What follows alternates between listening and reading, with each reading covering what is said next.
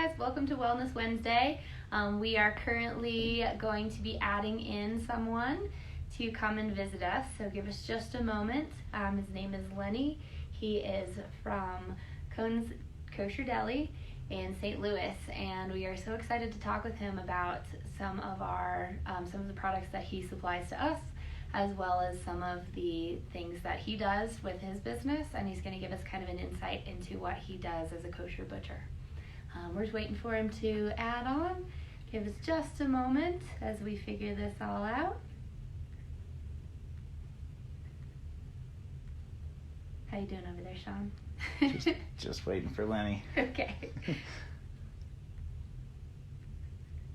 right, sorry. Be patient with us. We're still figuring this out.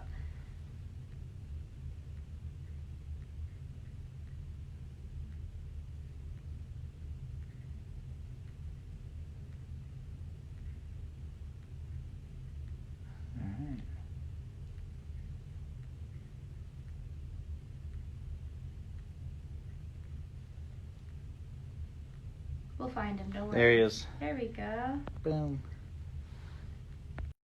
Be with us shortly.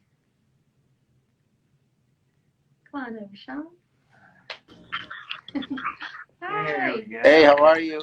How are you, Lenny? Very well. Nice to see you in person. Nice to finally meet you. Yeah, nice to finally meet you. Hi, guys. And today. Everything's good. Everything's, a little tougher than usual, but it's all good. Good. Well, we're glad that you're here, and thank you again so much for joining us. Thanks. We just wanted to talk with you a little bit about what you do, some of the products that you supply, your company, all of that great stuff. So my first question for you is, where are you from, and when did you guys start your deli? So we're in St. Louis, Missouri. I was born here long time ago. My parents were Holocaust survivors, and were sent to St. Louis area. And my dad had different jobs, and then ended up working for a kosher butcher, and then over time became a partner at another kosher butcher, and then got his own store with my mom. Took a gamble, and in 1979, my sister living in San Francisco, and I just got out of University of Missouri Food and Bev school. And we both came into the business at the same time in 79, and we started to grow the business. Amazing. Yeah, it's fun. It's fun. My parents are no longer here, but we were able to work with them day in and day out for a long time. And it was just it was nice. Had a lot of high anxiety moments and a lot of high family moments, but it all ends up good at the end of the day. That's good. I can imagine. So tell us a little bit about your deli and the favorite thing that you kind of serve there. The most important, biggest item that we sell is our pastrami.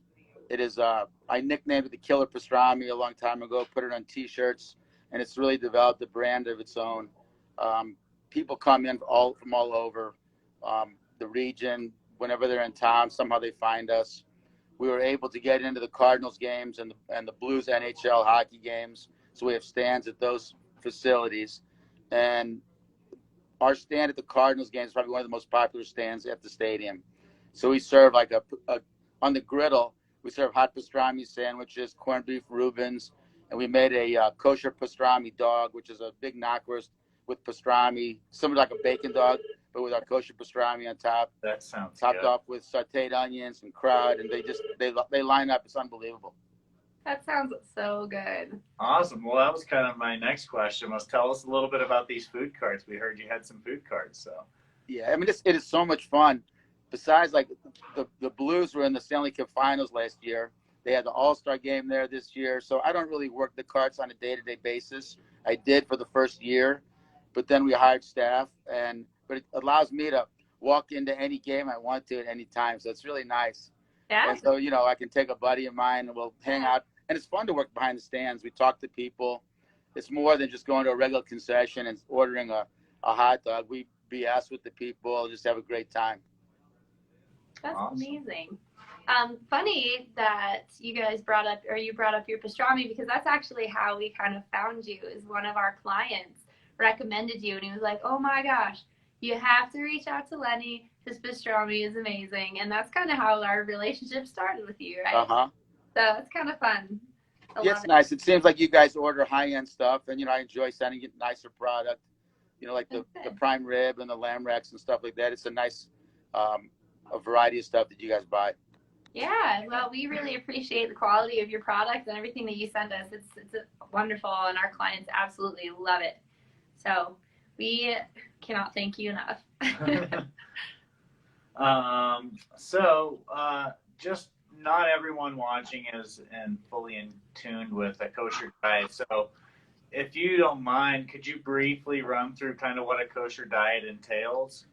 So as far as the meat products go, we're limited to using certain animals, certain parts of animals. So like we're allowed to use beef, veal, lamb. You can use venison, and bison, and then poultry, any poultry items. So, but we can only use like the front half of the animals. So we could use it from the neck to the end of the rib. So all the fancier steak cuts and tenderloin we're not allowed to use because there's certain veins and fats that have to come out, and they cannot be removed unless you have to tear the meat apart to get it out. So it's not a sellable product. Okay. So we get in hanging meat, like sides of beef, and we get in boxed meat. So hanging meat is like a quarter of a cow comes in, and we have to take out certain veins, and we have a kosher supervisor here that makes sure we do it right, which we've been doing it for a long time, so we do it right. And then these vessels are taken out, and the meat is cut into portions, and then soaked in water for a half an hour, and then salted with kosher salt for an hour to get as much blood out of the animal as possible. And then it is rinsed off in cold water, and as much salt is taken off of the product as possible. So, there's certain times, certain cuts, like the skirt steak is an item that has to be kosher and salted all by itself rather than in a big portion. So it retains a lot of the salt. So it's just a salt for us. It's a salty portion. It's a bad thing, but that's the way it is. Yeah. And as far as salt afterwards? Pardon me? Do you rinse the salt off afterwards? Oh yeah, we rinse it off. We wash it quite well to get the salt off. Because a lot of like we sell to hospitals, nursing homes. So we have to have a healthy product. Kosher is a healthier product, so we want to keep it that way. Gotcha. Okay. So as far as kind of talk us through your process when you get in your whole side of cow and you started to package it. Do you do you sell it in the grocery department of yours, or do you strictly do a butcher shop section, or is it special order? How do you our store is we do everything because the stores my size all over the country seem to have been knocked out of business by bigger stores like Trader Joe's that have kosher food, Costco's have kosher food. So the bigger chain stores can knock them out. So I have to diversify my business quite a bit and able to survive. And we've done a good job. I'm pretty aggressive at what I do, and I don't want to give up the ship right now. So we have a deli restaurant where we can seat up to 70 people. You come up to the counter and order, and then go sit down. If you don't want to wait, we'll bring it over to the tables and blah, blah, blah, like that. We take very good care of our customers. My people are 100% trained, and they enjoy taking care of the customers. But they don't say no to anything that's kosher. We don't say no to. A lot of people come into my store. Can I have a corned beef with Swiss? So, we're not allowed to mix. In kosher, we can't mix dairy products and meat products at the same time. So if you eat a dairy product, you have to wait 30 minutes minimum to eat a meat product. Or if you eat a meat product first, you have to wait 6 hours to eat a dairy product. So, there's imitation cheeses and stuff out there, but it's not really the quality or taste that I need. And, like I said, our pastrami and corned beef is homemade. Our meats are really good. So the cheese just killed the taste anyway. So we want to make sure they're tasting the real McCoy. Absolutely.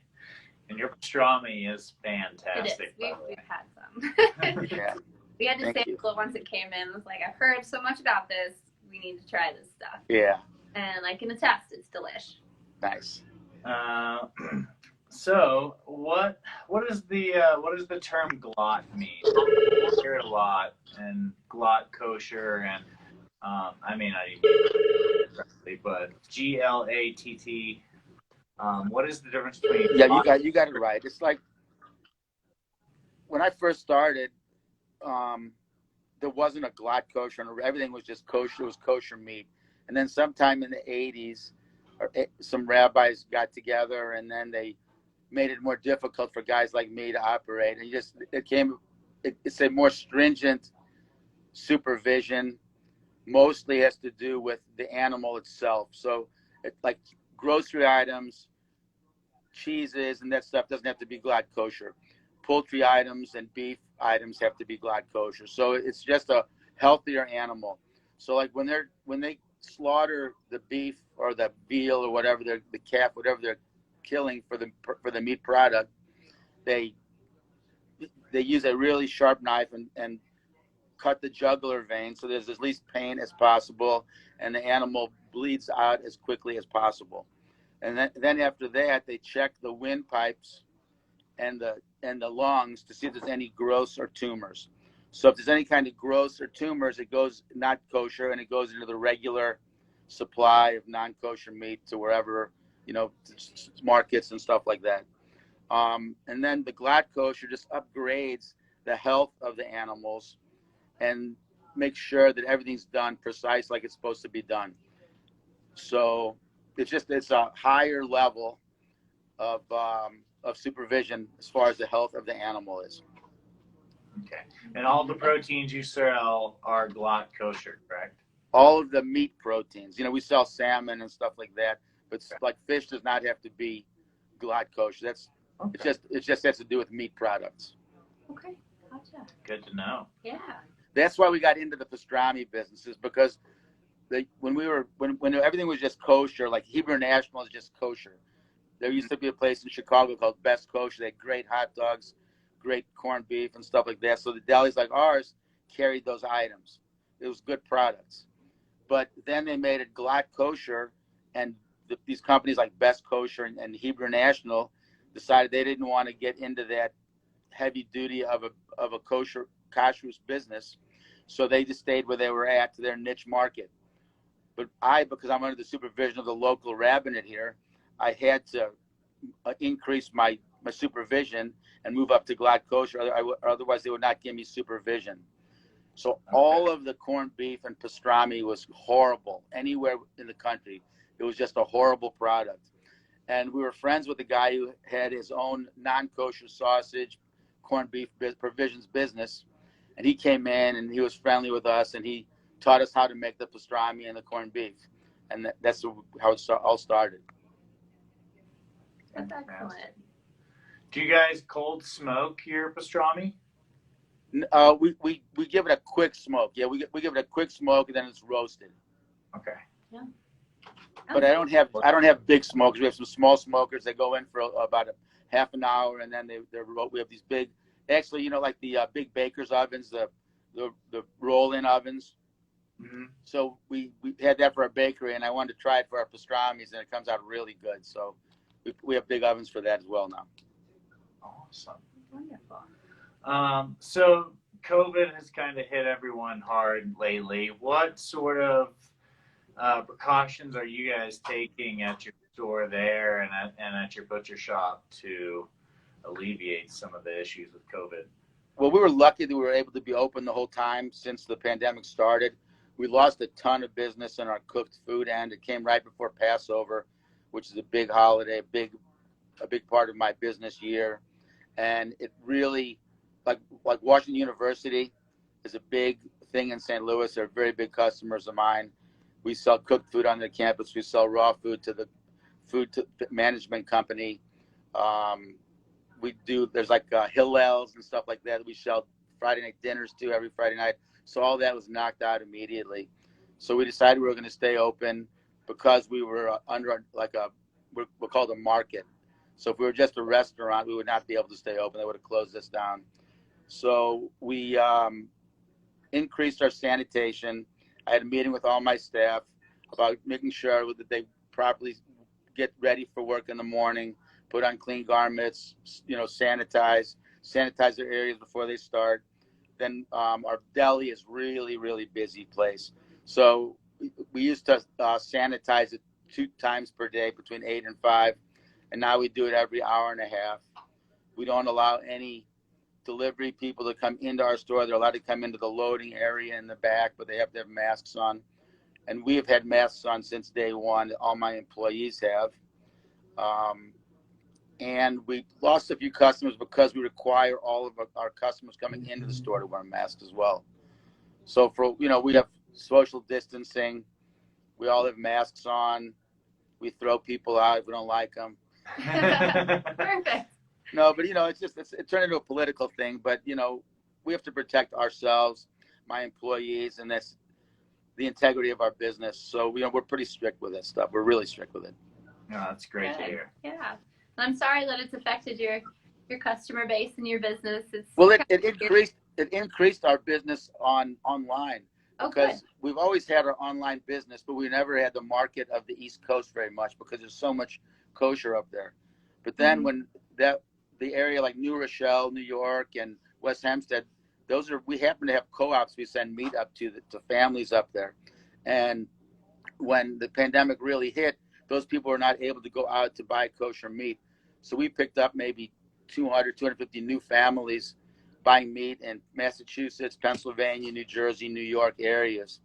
And, I call them, I schmooze them a little bit, I throw them a little something in the packages because I don't want to lose them when the COVID is over. Absolutely. So, we've retained much of this business and it's really helped us pull through. That's great. Well, just know we appreciate you. You've helped us out quite a bit throughout the pandemic. And we appreciate you as well. So we really appreciated talking with you and getting to know you and your business. Usually when we end our Wednesdays, we always do a quick fire word challenge. My brain is not quick fire anymore. It used to be when I was younger. Yeah. But I'll give it a shot. So we are going to give you 5 words. I'm going to give them to you one at a time, and you just need to shout out the first thing that comes to your mind. Sound good? Yes. Okay. So first word is deli. Kohn's Killer Pastrami. Perfect. The next word is pastrami. Moist, not too lean, a little bit of fat, and juicy. Perfect. Okay, your next word is lamb. Lamb racks, baby lamb chops on the grill. It just is delicious with a little bit of rosemary and garlic. Perfect. That sounds great. great. The next word is Cardinals. Cardinals are World Series champs. Maybe if we get a season going this year, and it's a big hot dog place, so we need the Cardinals to start winning. So next year, when they open up for fans, we kill them at our stand. Perfect. All right, and your last word, well, technically a word, St. Louis. St. Louis is my hometown. It's a great area to grow up in, to raise a family in.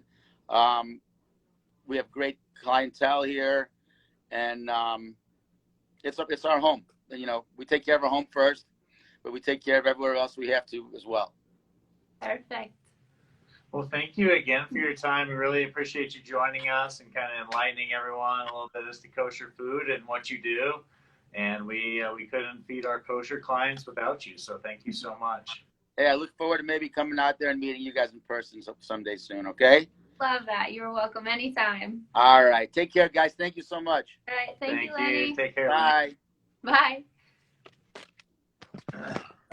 Yeah, that was great. And then for everybody else, thank you guys so much. And we will see you again next Wednesday, just like every other Wellness Wednesday. And hopefully we'll have some new recipes for you. Take care.